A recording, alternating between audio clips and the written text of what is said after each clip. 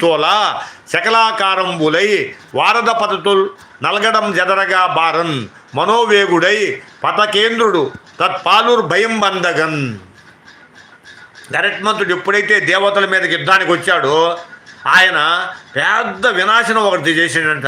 ఆ స్వర్గం అంతా అల్లకల్లోలం అయిపోయిందంట. మొత్తం రక్తం వచ్చేసి నదుల్లాగా పారినాయంట రక్తం. గరుత్మంతుడు దెబ్బకి ఆ ముక్కోటి దేవతలు ఆయనతో యుద్ధానికి వస్తే ఆయన ఆ ముక్కుతో పొడిచి ఆ రెక్కలతో కొట్టి ముక్కుతో పొడుస్తూ ఉంటే రక్తం అంట స్వర్గంలో అవి నదులాగా ప్రవహించిందంట.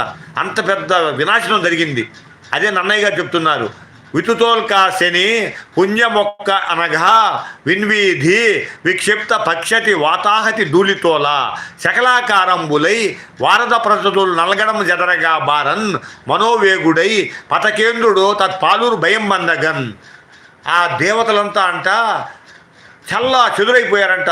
అందరూ 4 దిక్కులు పెట్టుకొని పారిపోయారు.